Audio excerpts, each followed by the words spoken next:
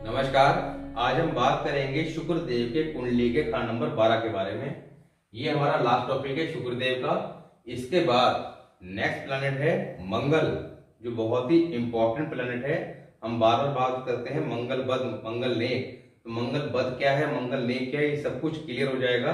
और कैसे मंगल बद को मंगल नेक में ठीक कर सकते हैं, उसके बारे में, सब चीजों के बारे में बात करेंगे नेक्स्ट वीडियो में। यहाँ पर शुक्र 12 की आज हम बात करेंगे। अब 12वें घर के अंदर शुक्र जो है वो उच्च के गए हैं, क्योंकि यहाँ पर कालपुरुष कुंडली के हिसाब से 12 नंबर की राशि आती है मीन राशि, और मीन राशि के अंदर शुक्र देव को उच्च का माना गया है, यानी कि अपनी सर्वश्रेष्ठ अवस्था।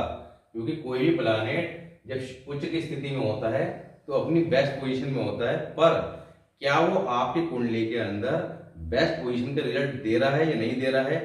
शुक्र अगर उच्च के हैं तो निश्चित तौर पर बहुत धन दौलत ऐशो आराम, ऐसा व्यक्ति जिसका शुक्र अच्छी कंडीशन में होगा, वहां पे ऐसे व्यक्ति को जीवन में किसी प्रकार का संघर्ष दुख पता ही नहीं होगा। उसके पास इतना धन दौलत होगा, पत्नी वाइफ लाइफ पार्टनर बहुत अच्छा होगा, साथ ही ग्रस्त जीवन परिवार सब कुछ बहुत अच्छे हालात का होगा, क्योंकि शुक्रदेव कुंडली के सेकंड हाउस और सेवेंथ हाउस, क्योंकि कालपुरुष कुंडली के हिसाब से यहाँ पे 2 नंबर की राशि और या 7 नंबर की राशि आती है। आपकी कुंडली के अंदर जो हमारी वैदिक एस्ट्रोलॉजी में बेस कुंडली होती है, उसमें कोई भी राशि हो वो आपने कंसिडर नहीं करनी है। आपने सिर्फ ये समझना है कि कालपुरुष कुंडली के अकॉर्डिंग क्या आएगी। अब कालपुरुष कुंडली के अंदर आपने अपनी कुंडली को कैसे कन्वर्ट करना है, इसके ऊपर मैंने स्टार्टिंग वीडियो बना रखी है डिटेल में। शॉर्टकट में आप समझ लीजिए कि आपकी कुंडली के अंदर ये आपके 12 हाउसेज हैं, इसमें जो भी प्लैनेट जहां बैठा है आपने करना यह है कि वैसे ही ग्राफ दूसरा बनाना है इसी तरह का, और उसमें यहाँ पे फर्स्ट हाउस लगन भाव में 1 नंबर की राशि लिखकर आगे 2 नंबर 3 नंबर 4 नंबर इस तरह करके 12 नंबर तक लिख देने हैं। उसके बाद आपका जो प्लैनेट, अगर कोई प्लैनेट 4th हाउस में है तो आपने यहाँ 4th हाउस में वो प्लैनेट को मेंशन करना है। आपकी कुंडली में मान लिया वो 12 नंबर की राशि यहाँ लिखी गई है और वहां पे बैठे हैं बृहस्पति देव, तो आपने जो ये चार्ट ड्रॉ करेंगे कालपुरुष कुंडली का, उसके 4th हाउस में बृहस्पति देव को बिठा देना है। तो यहाँ पर बृहस्पति देव की एग्जैक्टली पोजीशन आपको क्लियर हो जाएगी कुंडली के अंदर। अगर आपके वैदिक एस्ट्रोलॉजी की जो कुंडली हमारे घर पे है उसके अंदर अगर बृहस्पति देव 4th हाउस में है फॉर एग्जाम्पल, और 4th हाउस पे वहां पे वो आपका अपनी राशि में है, 9 नंबर में है या 12 नंबर में है, पर जब आप उसे कालपुरुष कुंडली में कन्वर्ट करेंगे और 4th हाउस के अंदर जब आप देखेंगे 4 नंबर की राशि जहां पर उच्च के होते हैं, तो ऐसे में वो अपनी जिस राशि में बैठे हैं, आपका जो राशियां ब्रह्मांड में मूव करती हैं उसके अकॉर्डिंग भी अच्छी कंडीशन में है, और कालपुरुष कुंडली के अकॉर्डिंग भी वो अच्छी कंडीशन में है। ऐसे में उनके फल कई गुना शुभ होने की संभावना हो जाती है, पर शर्ते जो हम अशुभ और शुभ प्रभाव बताते हैं तो अशुभ प्रभाव की कंडीशन अप्लाई ना हो रही हो। साथ ही उनके जो मसनवी प्लैनेट हैं उनको भी हमें चेक करना होगा, क्योंकि मसनवी प्लैनेट के ऊपर मैंने अलग से वीडियो बना रखी है। क्योंकि बार बार मसनवी प्लैनेट का जिक्र कर रहे हैं कि जो मसनवी प्लैनेट हैं उनके द्वारा आप किसी भी प्लैनेट की एग्जैक्ट पोजीशन को चेक कर सकते हैं। मान लिया ये हम बात कर रहे हैं शुक्र 12 की। अब 12वें घर में शुक्र जो है वो कई लोगों को मिलेगा, आपको देखने में हो सकता है कि आपके परिवार में ही आपका या आपकी जानकारी में 2 या 3 लोगों की कुंडली में हो, पर कोई व्यक्ति सामान्य जीवन बिता रहा होगा और कोई व्यक्ति बहुत ज्यादा ऐशो आराम लग्जरीज जो गाड़ियां हैं और आपका गाड़ी बंगला सबका सुख भोग रहा होगा। तो वो फर्क क्यों है, उसके पीछे रीजन ये है कि शुक्र 12 के अंदर जब है तो यहाँ पर शुक्र जो है वो कितनी अच्छी कंडीशन में है ये चेक करना जरूरी है। अब इसके लिए हमने बताया था आपको कि कुंडली के अंदर शुक्र देव कहीं भी हो, आपने शनि देव को सबसे पहले चेक करना है। शनि देव अगर अच्छी कंडीशन में है तो शुक्र का फल जो है ऑटोमेटिक काफी हद तक जो है 50-60% ठीक हो गया। अब इसके बाद आपने राहु केतु की पोजीशन को चेक करना है। राहु केतु की क्यों, क्योंकि राहु केतु इनके मसनवी प्लैनेट हैं। अब अगर राहु केतु दोनों ही अच्छी कंडीशन में है तो 100% शुक्र जो है आपका अच्छे रिजल्ट देंगे 12th हाउस के, बशर्ते यहाँ पे 8th हाउस में या 6th हाउस में कोई ऐसे प्लैनेट ना हो जो शुक्र का फल खराब कर रहे हो। क्योंकि अभी हम जब अशुभ हालत की बात करेंगे तो वहां पे बात करेंगे कि किस कंडीशन में शुक्र का फल खराब होता है।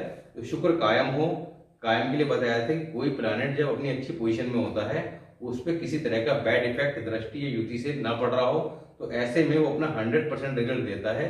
साथ ही आप उसके मसनी प्लैनेट को भी अगर चेक कर लेते हैं, वो भी अच्छी कंडीशन में है, तो उसका रिजल्ट जो है आपको 101% मिलेगा। क्योंकि जैसे बृहस्पति सेकंड हाउस की हम बात करते हैं कि बृहस्पति सेकंड हाउस वाला बहुत एक राजा के समान होगा। अब राजा के समान कौन होगा? राजा के समान बृहस्पति सेकंड हाउस किसी एक अरबपति कुंडली भी होगा और किसी एक लखपति कुंडली भी होगा और किसी एक मध्यम वर्ग के परिवार किसी व्यक्ति कुंडली भी होगा। अब यहाँ पे आपको चेक करना है, जैसे बृहस्पति का टॉपिक खत्म हो चुका है, बृहस्पति सूर्य चंद्र के टॉपिक हो चुके हैं, तो वहां पे हमने डिटेल के अंदर बात करी थी कि किस कंडीशन में आपके बृहस्पति शुभ है या अशुभ है, तो आपने किस तरह से उन्हें शुभ रखना है। अगर अशुभ हालत में है तभी जाके आप उनके बेस्ट इफेक्ट रह सकते हैं।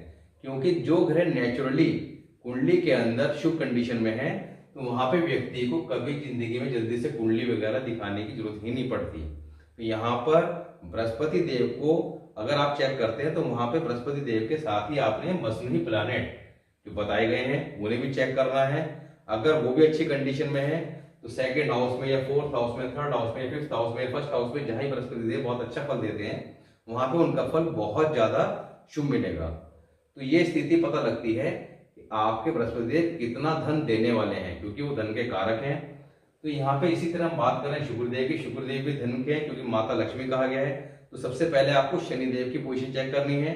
शनिदेव कुंडली के कालपुरुष कुंडली के अकॉर्डिंग 10वें और 11वें घर के स्वामी है। अब आप अपनी कुंडली जो आपके घर पे है उसमें चेक करेंगे 10वें घर का स्वामी कहाँ बैठा है, उसमें दृष्टि किसकी है।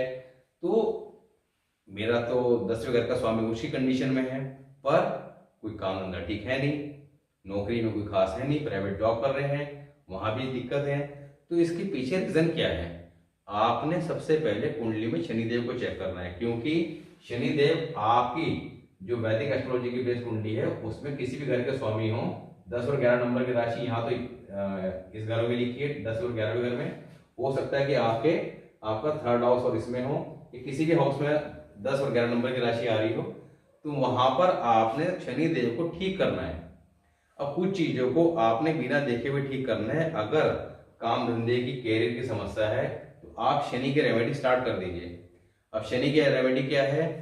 आपको एक रेमेडी बता रहा हूं। अगर काम धंधे कैरियर में किसी तरह की समस्या आ रही है, इनकम की समस्या आ रही है, तो आपने अंधे लोगों, 10 अंधे जो ब्लाइंड लोग होते हैं उन्हें अगर आप महीने में एक बार भी भोजन कराते हैं या कुछ भी खाने को देते हैं या उनके प्रति सेवा भाव रखते हैं, कुछ ना कुछ उनके लिए बारे में सोचते हैं, उनके लिए करके आते हैं, तो निश्चित तौर पर आपके जो शनिदेव है कुंडली के अंदर कितनी खराब अवस्था में हो वो ग्रेजुअली ठीक होने शुरू हो जाएंगे और आप उसी समय में देखेंगे कि परिस्थितियां आपके अनुकूल होती जा रही हैं और जो चीजें आपके नेगेटिव चल रही थी वो पॉजिटिव वे में काम कर रही हैं। तो कुछ चीजों को आपने समझ के ठीक करना है। अब शुक्रदेव आपका जब 12th हाउस में, तो शनिदेव को साथ ही राहु केतु, अब तीनों ही अगर ठीक है कुंडली में तो शुक्रदेव जो है वो इतना धन दौलत देंगे कि आदमी जो है एक अरबपति के समान होगा और सारे सुख ऐसे व्यक्ति के पास होंगे, परिवार बहुत अच्छा होगा, औलाद की हालत अच्छी और पत्नी जो है बहुत सुंदर और अच्छे खानदान से होगी। तो शुक्रदेव अगर तीनों में से किसी एक की कंडीशन खराब है, दो की ठीक है, तो रिजल्ट जो है उसी प्रकार कम होते चले जाएंगे। तो यहाँ पे आपने अगर शुक्रदेव 12th हाउस में है तो आपने शनि राहु केतु को ठीक रखना है। और ठीक रखने के लिए हमने एक रेमेडी के ऊपर, स्टैंडर्ड रेमेडी जो है जो कोई भी व्यक्ति कर सकता है, इससे कोई साइड इफेक्ट नहीं है, क्योंकि लाल किताब के अंदर रेमेडी दो प्रकार की बताई गई है, एक स्पेसिफिक रेमेडी और एक स्टैंडर्ड रेमेडी। स्पेसिफिक रेमेडी वो होती है जो विशेष परिस्थिति में की जाती है और उसके लिए प्रॉपर हॉरोस्कोप को एनालाइज करना पड़ता है। सपोज कीजिए कोई व्यक्ति बहुत ज्यादा बीमार हालत में है या और किसी प्रकार की कोई भयंकर समस्या है, तो ऐसे में ठीक करने के लिए स्टैंडर्ड रेमेडी उतना अच्छा काम नहीं करती, क्योंकि स्टैंडर्ड रेमेडी के रिजल्ट मिलते जरूर हैं पर ग्रेजुअली, और स्पेसिफिक रेमेडी जो है वो आपका करने के दिन से ही कहीं ना कहीं अपने रिजल्ट दिखाने शुरू कर देती है, पर उसमें सावधानी काफी बताई गई है। इसलिए कोई भी स्टैंडर्ड रेमेडी या आपका स्पेसिफिक रेमेडी के लिए 3 से 5 दिन का टाइम लेना है। 3 से 5 दिन के अंदर रिजल्ट दिखेगा। 3 से 5 दिन के अंदर रिजल्ट दिखने के बाद आपको मेरा मानना यह है कि आप प्रॉपर नॉलेज लेके ही उस चीज को करें। ऐसा नहीं है कि मैंने अगर आपको यहाँ बता दिया कि मंगल 8 में है तो ये चीज आप यहाँ दबा दें तो आप बिना सोचे समझे ये काम को कर दें। उसके लिए प्रॉपर कंसल्टेशन या आप खुद चीजों को, क्योंकि यहाँ पे इतना डिटेल में मैं चीजें बता रहा हूँ कि जिससे आप किसी के पास आपको जाने की जरूरत ना पड़े, आप खुद ही अपनी चीजों को हॉरोस्कोप को समझ के और चीजों को ठीक कर सकें। तो शुक्र 12th हाउस के लिए देखिए 1942। अब यहाँ 1942 का मतलब क्या है, लाल किताब के 5 एडिशन आए थे। सबसे पहला एडिशन आया था 1939, फिर आया 1940, फिर 1941 में, फिर 1942 में, और उसके 10 साल बाद आखिरी एडिशन आया था 1952। तो हम लोग जो स्टडी करते हैं वो लाल किताब 1952 ही करते हैं। और इसमें साफ साफ लिखा है कि इस किताब को पढ़ने के लिए आदमी को मन से ठीक होना जरूरी है, साथ ही दूसरों के लिए अच्छा सोचने वाला, क्योंकि वहां स्टार्टिंग में लिखा है कि कर भला तो हो भला, है भले का अंत भला। तो यहाँ पर व्यक्ति को अच्छी सोच रखनी चाहिए, तभी वो लाल किताब को समझ सकता है। और लाल किताब को समझने के लिए आपको कहा गया है कि ये किताब एक बार में आपको समझ में नहीं आएगी, वहां स्पष्ट तौर पे लिखा गया है। और ये बात तय है कि आपको ये किताब एक बार में बिल्कुल समझ नहीं आएगी। अगर आप इसे खरीद भी लेते हैं, ऑनलाइन मिलती है, खरीद भी लेते हैं, तो आप इसे जब देखेंगे तो हो सकता है कि आप इसे 1-2 पेज देखने के बाद ही बंद करके रख दें। तो इसे समझने के लिए इसे 6 से 7 बार जल्दी जल्दी आपको पढ़ना पड़ेगा, तब जाके ये किताब अपने भेद देना शुरू करेगी। तो काफी ये समझ लीजिए कि मेरा मानना यह है किसी व्यक्ति को कम से कम 1.5 से 2 साल इस पे लगातार पढ़ते रहने पे तभी इसके बारे में वो समझ सकता है। अदरवाइज अगर वो आज पढ़ी उसके बाद फिर 1 हफ्ते बाद पढ़ी तो वो सब चीजें जो पीछे पढ़ी है वो भूल जाएगा, क्योंकि इसके रूल इतने ज्यादा हैं कि उन सारे रूल्स को याद रख पाना पॉसिबल नहीं है। यहाँ पे हम सभी रूल्स को करेंगे, पर हमने यहाँ पे जो क्लासेस बनाई है वो इस हिसाब से बनाई है कि ताकि आप चीजों को सहजता से समझ सकें। और जो एडवांस क्लास के रूल है, ये कौन से रूल स्टार्टिंग में कराने हैं, आपसे ग्रामर है तो ग्रामर का एक टॉपिक जो है अपने आप में काफी लेंथी है, पर अभी हमने जो ग्रामर का टॉपिक कराए हैं वो कुछ ऐसे इंपॉर्टेंट टॉपिक कराए हैं जिनका जिक्र बार बार हर क्लास में आता है। इसके बाद ग्रामर के कुछ और जो इंपॉर्टेंट टॉपिक हैं वो आगे की आने वाली जो क्लासेस है उसमें हम करेंगे, तो धीरे धीरे चीजें आपको समझ में आ जाएंगी। अब यहाँ पर 1942 में 12वें घर के शुक्र के लिए क्या कहा गया है कि कामधेनु गाय या लक्ष्मी, और 1952 में कहा गया है आड़े वक्त मुसीबत से भव सागर से पार लगाने वाली गौ। गौ से अर्थ यहाँ पर व्यक्ति की पत्नी से लिया गया है। यहाँ पर अगर जिसके 12वें घर में शुक्र है, ऐसे व्यक्ति पर किसी प्रकार की कोई मुसीबत भी अगर आती है तो यहाँ पर उसकी जो वाइफ है उस पर बैड इफेक्ट आ जाता है, यानी कि जो उसकी वाइफ है वो ऑटोमेटिक ही है, 12वें घर का शुक्र जो है उसकी पत्नी जो है वो ऐसे सारे मंदिर असर को अपने ऊपर लेती है, और ऐसे में लड़के के ऊपर किसी तरह का इफेक्ट नहीं आता। यहाँ पे कहा गया है कि अगर शुक्र मंदी हालत में हो तो ऐसे व्यक्ति को अपनी पत्नी के नाम पे दान करना शुक्र के फल को काफी शुभ करेगा, क्योंकि अगर शुक्र मंदी हालत में होंगे तो ऐसे में उसकी वाइफ की हेल्थ खराब होगी। और 12वें घर के शुक्र के अंदर व्यक्ति जो है अपना चाल चलन मंदा कर लेता है, वो बाहरी ताल्लुकात में लगा रहता है। ऐसे में यहाँ पे उसकी वाइफ की हेल्थ के इशू काफी देखने को मिलते हैं, तो ऐसे में उसे अपने कैरेक्टर को ठीक रखना है। और साथ ही जो रेमेडी करनी है वो रेमेडी वाइफ के नाम पे करनी है। गौदान अगर वो करता है तो ऐसे में बहुत ज्यादा शुभ स्थिति है, वाइफ की हेल्थ के लिए बहुत अच्छा रहेगा और धन दौलत की बरकत कही गई है। साथ ही किसी प्रकार का दान वो अगर धर्म स्थान में करता है तो वो वाइफ का नाम लेके करे कि वाइफ के नाम पे करे, तो ऐसे में धन दौलत के लिए भी काफी अच्छा फल देगा वो, और साथ ही उसकी वाइफ के हेल्थ इश्यू जो आ रहे होंगे उन्हें भी ठीक करेगा। शुक्र 12 वाला बुढ़ापे में दूसरों को निश्चित देने वाला और अच्छी राय देने वाला होता है। अब 12वें घर के शुक्र के लिए कहा गया है कि बुढ़ापा उम्दा होगा। ऐसा व्यक्ति बुढ़ापे के अंदर आराम से रहता है, उसको बुढ़ापा अच्छे से कटता है, पर वो बुढ़ापे के अंदर दूसरे लोगों को नसीहत देने वाला या अच्छी राय देने वाला कहा गया है। पर ऐसा व्यक्ति खुद जवानी में खूब ऐशोआराम करता है और प्रेम संबंधों में फंसा रहता है। बाबू साहब की मंजे चारपाई की कहानी, औरत की बीमारी और तबीयत की नासाजी कभी खत्म न होगी, औरत खुद सतवंती व सुखपंती होगी। अब यहाँ पर इस लाइन का अर्थ यह है कि कि बाबू साहब की मंजिल से मतलब है कि 12वां घर है शैया सुख का। शैया सुख यानी कि भोग विलास। अब ऐसा व्यक्ति अगर भोग विलास में लगा रहेगा तो यहाँ पर उसकी पत्नी की सेहत मंदी नजर आएगी, मंदी ही रहेगी, यानी कि सेहत खराब रहेगी। पर उसकी पत्नी जो है वो उसके लिए बहुत शुभ है कही गई है, और सुखवंती और सतवंती कही गई है, यानी कि आज्ञाकारी। तो यहाँ पर शुक्र जिसके 12 घर में है उससे अपनी वाइफ की क्या करनी है, आपका सेवा करनी है, यानी कि अपनी वाइफ को मान सम्मान करना है। जितना वो मान सम्मान करेगा, उनका कहना मानेगा, उतना ज्यादा उसके धन दौलत में बरकत होती जाएगी और अपने कैरेक्टर को ठीक रखना है। औरत की पूजना और मोहब्बत की लहर गृहस्थ सुख को पैदा करेगी। जन्म वक्त ख्वाह मिट्टी हो, शादी के दिन से भाग्योन्नति होगी। ऐसा व्यक्ति इसके 12वें घर में शुक्र है, उसका जन्म जब हुआ हो तो घर के हालात कैसे भी हों, कितने भी गरीब हालत में क्यों ना हो, पर जिस दिन उसकी शादी होगी, जिस दिन शादी होगी उस दिन से उसका भाग्योदय कहा गया है, और दिन ब दिन वो तरक्की करता जाएगा, क्योंकि शुक्र कायम हो जाएगा और शुक्र के फल मिलने शुरू हो जाएंगे। चंद्र और नरग्रह, चंद्र और नरग्रह, नरग्रह कौन से, सूर्य, बृहस्पति और मंगल का फल अमूमन अच्छा होगा। यानी कि जब 12वें घर में शुक्र शुभ हालत में होंगे, ऐसे में चंद्रमा, सूर्य, बृहस्पति और मंगल, इन चारों का फल जो है शुभ कहा गया है। अब अगर ये चारों जो सूर्य के हैं राजा कुंडली के, बृहस्पति गुरुदेव किस्मत के मालिक, तो यहाँ पे इन सभी घरों का जब फल अच्छा हो जाएगा तो फिर ऐसे में दिक्कत किस बात की, क्योंकि चंद्रमा क्या है, मन। अब आपके पास स्थिति कैसी भी हो, मन अगर ठीक खुश है तो हर चीज अच्छी लगती है, मन खराब है तो सब कुछ होते हुए बेकार लगता है। तो चंद्रमा का टॉपिक भी अपने आप में बहुत इंपॉर्टेंट था, आपने चंद्रमा को ठीक जरूर रखना है। उसके लिए चंद्रमा के टॉपिक में जाके आप चेक कर सकते हैं कि आपका चंद्रमा किस हाउस में है। राय दरबार, तो यहाँ पे खान नंबर 2 का फल भी उत्तम होगा, यानी कि चंद्र और नरग्रह का उम्दा असर। और खान नंबर 2, क्योंकि खान नंबर 2 क्यों, क्योंकि खान नंबर 2 के मालिक जब अच्छी कंडीशन में होंगे, देखिए कोई भी घर हो, कुंडली का फर्स्ट हाउस है, सेकंड हाउस है, थर्ड हाउस, कोई भी घर हो, उसके कारक और मालिक जब कुंडली में अच्छी कंडीशन में होंगे, जैसे कि वो पहले ही बताया गया और बीच में हम भी बताते हैं, हर जो प्लैनेट के बताते हैं कि किसका घर मालिक कौन है और किसका कारक कौन है। तो वो जब अच्छी कंडीशन में होंगे तो घर जो है 80% तो अच्छी कंडीशन में आ गया।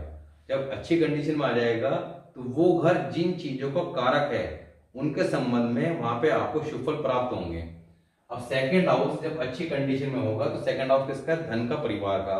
धन वो जो हमारी बचत को दर्शाता है, यानी कि आप पैसा कितना जीवन में आपके पास इकट्ठा होगा, बैंक बैलेंस के लीजिए, तो वो सेकंड हाउस है। अब सेकंड हाउस के मालिक शुक्रदेव जब अच्छी कंडीशन में होंगे, अब जब उच्च के हो गए तो सेकंड हाउस बहुत ज्यादा प्रबल हो गया। जब ये अच्छी कंडीशन में हो गए तो बृहस्पति देव की कुंडली में अच्छी कंडीशन में हो गए, तो सेकंड हाउस के कारक और मालिक दोनों जब अच्छे हो गए तो निश्चित तौर पर ऐसे व्यक्ति के पास तो धन दौलत बहुत ज्यादा इकट्ठी होगी। गुरु शनि साथ में, गुरु शनि साथ में या दृष्टि संबंध।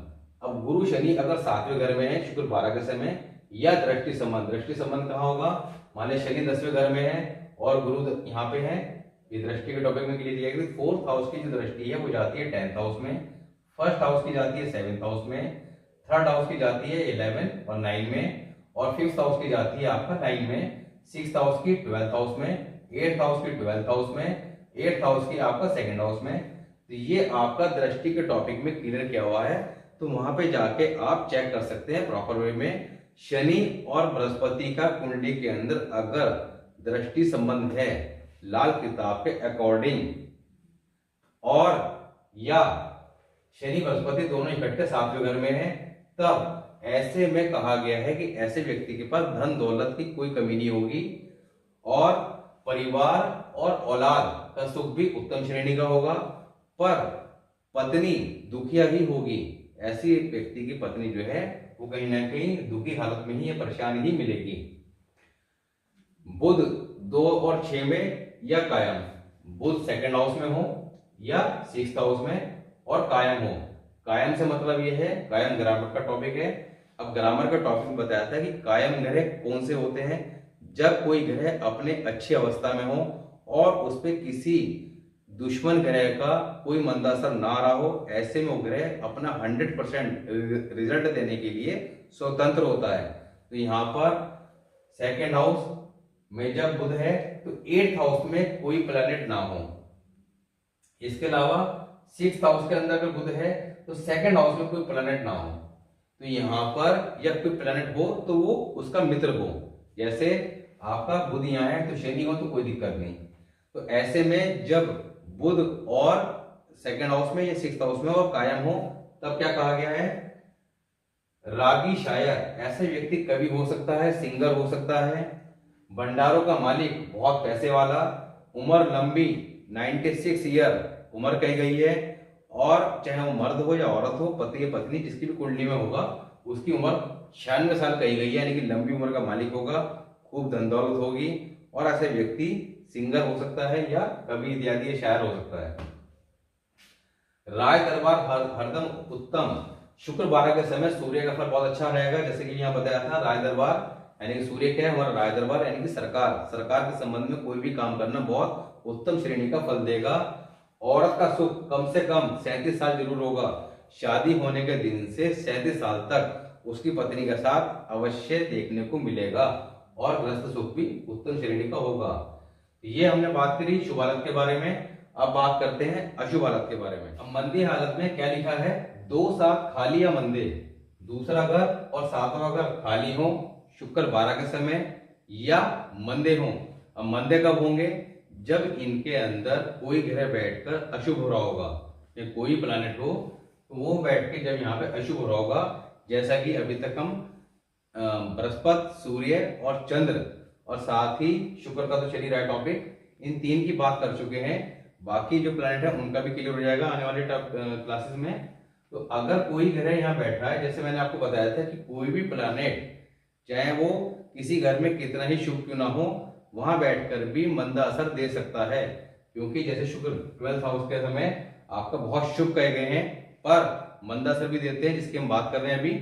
तो अगर कोई ग्रह सेकंड हाउस और 7th हाउस में मंदा हो रहा हो, यानी कि अशुभ हालत में हो, तो ऐसे में इन हाउसेस के जो असर हैं वो मंदे हो जाएंगे।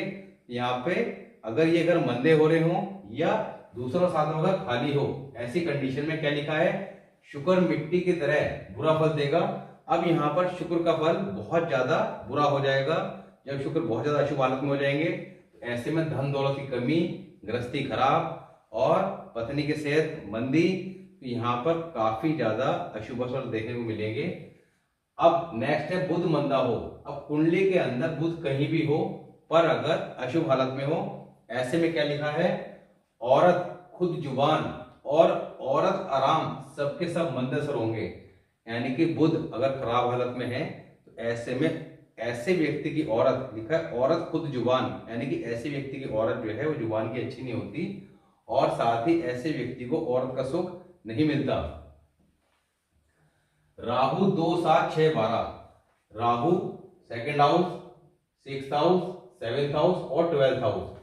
अब राहु जो है वो बेसिकली आपका शुक्र के क्या है, शत्रु। अब सेकंड हाउस और 12th हाउस का आपस में संबंध रहता है, एक तरह का दृष्टि संबंध, उसकी हमने अभी बात नहीं करी है। आगे आने वाली वीडियो में जब ग्रामर का टॉपिक दोबारा स्टार्ट करेंगे तब बात करेंगे। तो सेकंड हाउस में, और सेकंड हाउस वैसे भी क्या है, शुक्र का अपना घर, तो वहां पे अगर राहुदेव बैठ जाएंगे तो शुक्र के घर फल को खराब करेंगे। तो राहु जो है सेकंड हाउस में हो, 6th हाउस में हो, 6th हाउस में बैठकर यहाँ दृष्टि डालेंगे, क्योंकि 6th हाउस की दृष्टि कहाँ जाती है, आपका 12th हाउस पे, तब शुक्र का फल खराब करेंगे। पर राहु का अपना फल यहाँ पे खराब नहीं होगा, क्योंकि छठे घर में राहु को बहुत ज्यादा शुभ माना गया है।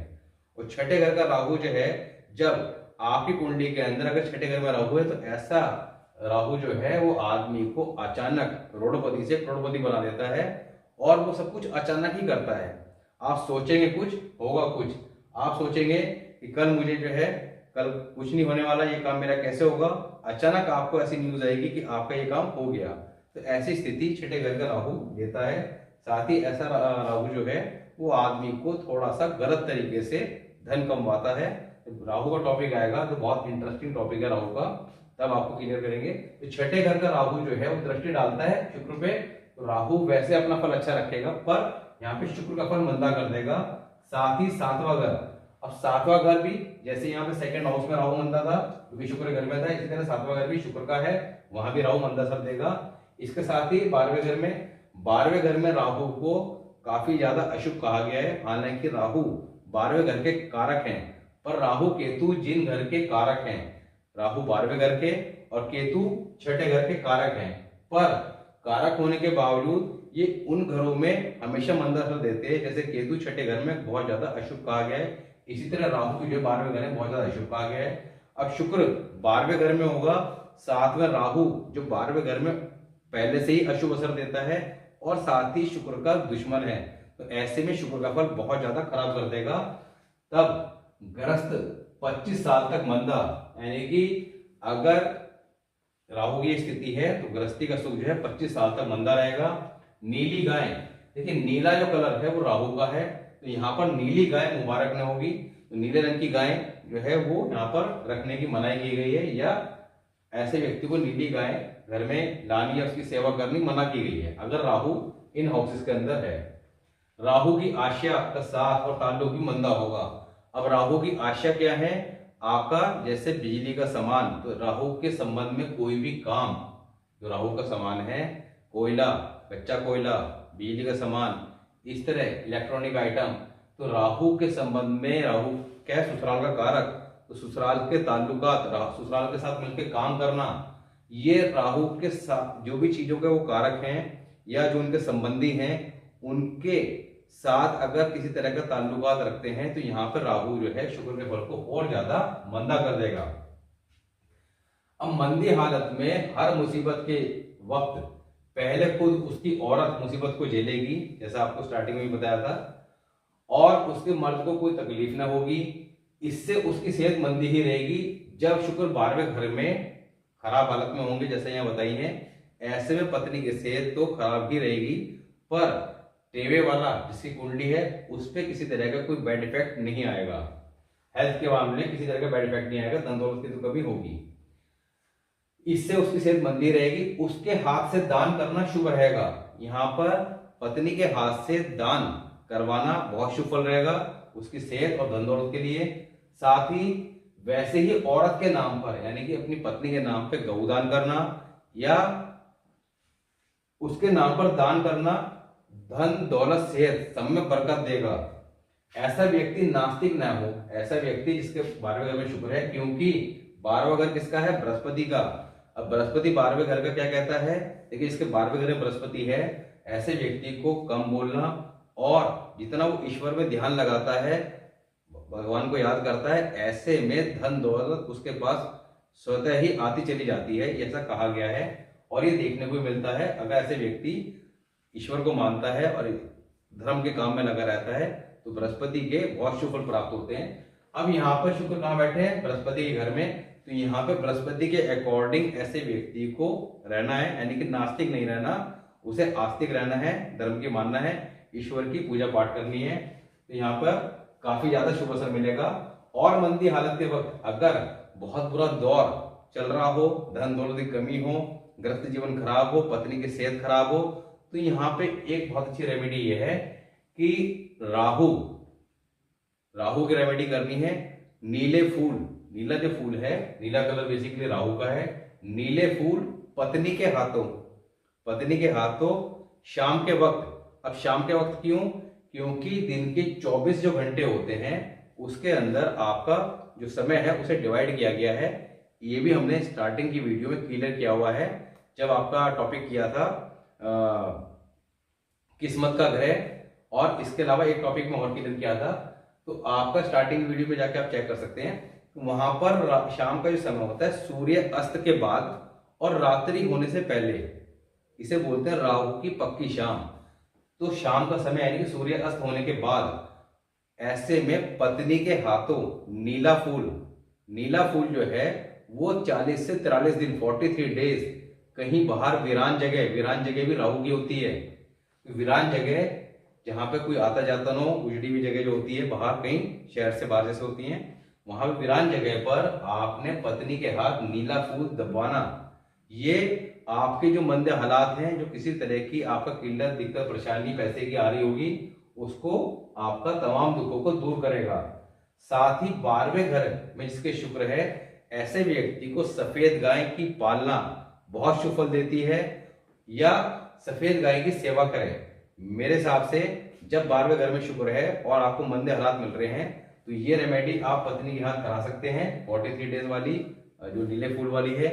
इसके साथ ही आप जो है गाय को, सफेद गाय को हरा चारा डालते रहें। पत्नी के वजन के 10वां हिस्सा, कम से कम 10वां हिस्सा हो, उससे ज्यादा कोई दिक्कत नहीं, डालते रहें। तो ऐसे में जो धन दौलत और आपका हेल्थ इश्यू की समस्या आ रही है, वो डेफिनेटली ठीक होती दिखाई देगी। तो आज हमने बात करी शुक्र देव के कुंडली के 12वें घर के बारे में। नेक्स्ट वीडियो में बात करेंगे मंगल जो आपका कुंडली के अंदर हमारी ऊर्जा और साथ ही हमारे भाई बहन, भाई स्पेशली बहन की नहीं, भाई क्या है, मंगल है।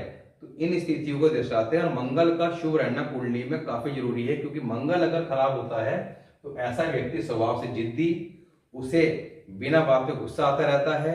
और जब मंगल कुंडली में, लगन कुंडली में खराब होता है, वर्ष फल के अंदर वो खराब हाउस में मूव करता है, और स्पेशली जिस हाउस में लगन कुंडली के अंदर खराब है और उसी हाउस में वर्ष फल के अंदर वो आ जाए, तब मंगल जो है वो ऐसे में ऐसी स्थिति कर देता है कि आदमी जो है बिल्कुल उसका गुस्सा पागलों की तरह हो जाता है, और वो सामने वाले से हमेशा लड़ने को तैयार रहता है। तो ये मंगल जो है आदमी को दुनिया में बहुत ज्यादा गिरा देता है।